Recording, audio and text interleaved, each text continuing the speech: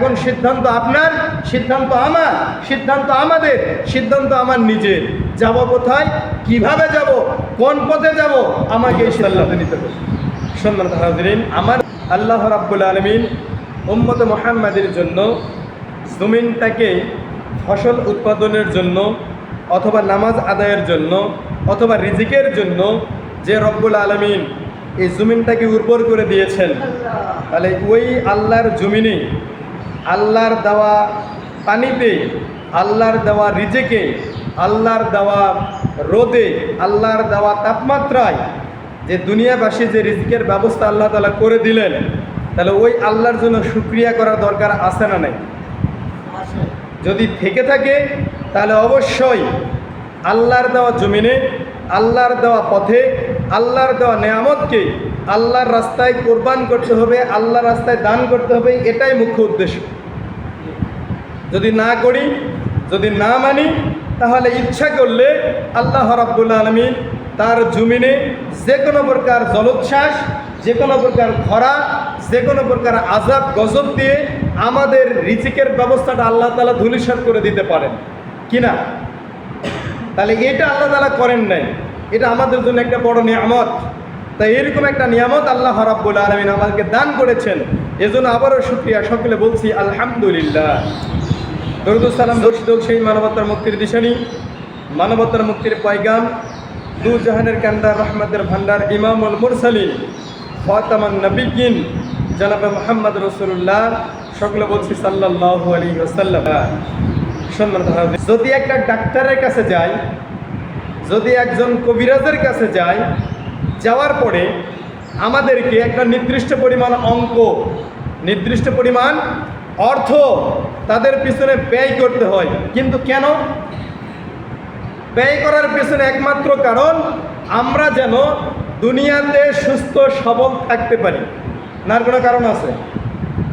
ডাক্তারকে বড়লোক করার জন্য, কবিরাজকে ধনী করার জন্য নয়।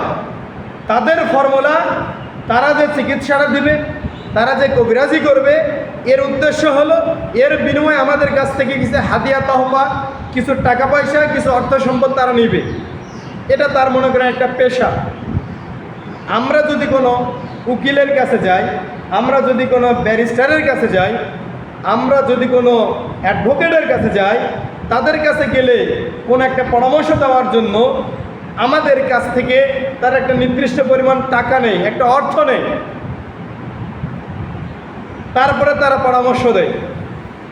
আমরা যদি কোনো ইঞ্জিনিয়ারের কাছে যাই, আমরা যদি কোনো বিল্ডিং তৈরি করার জন্য সিভিল ইঞ্জিনিয়ারের কাছে যাই, যাওয়ার পরে তারা একটা স্ট্রাকচার করে দিবে, দেওয়ার বিনিময়ে তারা একটা নির্দিষ্ট পরিমাণ অর্থ আমাদের কাছ থেকে নিবে, নেওয়ার পরে তারা তাদের কাজটা সমাধা করে দিবে। এখন বলেন তো, এর বিনিময়ে উপকার দুইজনারই, উপকার দুইজনারই, তারপরে এখানে কোনো দ্বিধাদ্বন্দ্ব নাই।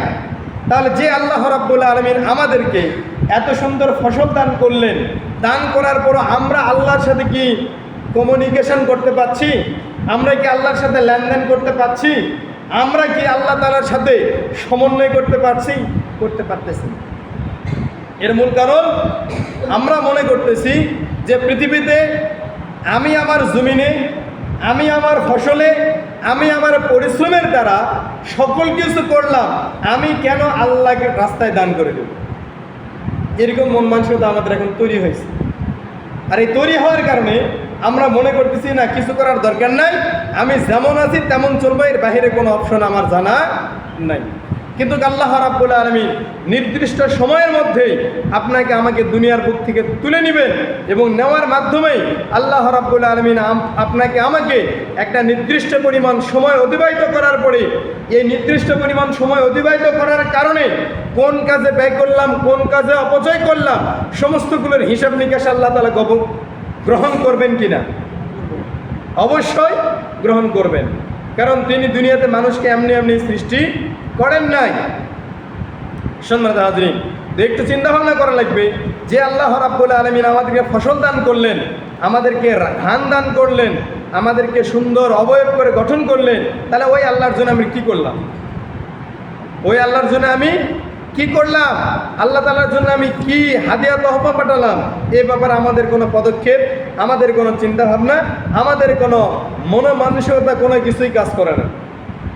সম্মানিত হাজরিন, একটু চিন্তা করি যে আল্লাহ রাব্বুল আলামিন এত সুন্দর করে গঠন করে দুনিয়ার বুকে আপনাকে আমাকে পাঠায় দিলেন। এই পাঠায় দেওয়ার মাধ্যমে আমরা যদি দুনিয়াতে ভালো কাজ করি, তাহলে এর বিনিময়ে আল্লাহ রাব্বুল আলামিন শুভ সংবাদ, জান্নাতের 8টি জান্নাতের শুভ সংবাদ দান করেছেন। বলুন সুবহানাল্লাহ। আর যদি ভালো কাজ করতে না পারি, আমাদের জন্য আল্লাহ রাব্বুল আলামিন 7টি জাহান্নামের দুঃসংবাদ দান করেছেন। বলুন নাউযুবিল্লাহ। এখন সিদ্ধান্ত আপনার, সিদ্ধান্ত আমার, সিদ্ধান্ত আমাদের, সিদ্ধান্ত আমার নিজের।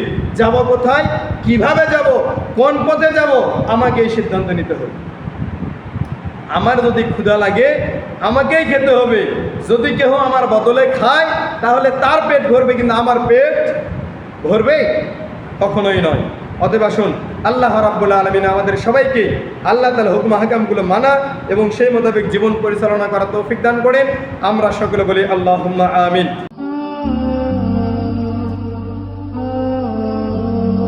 আল ইকরা টিভি।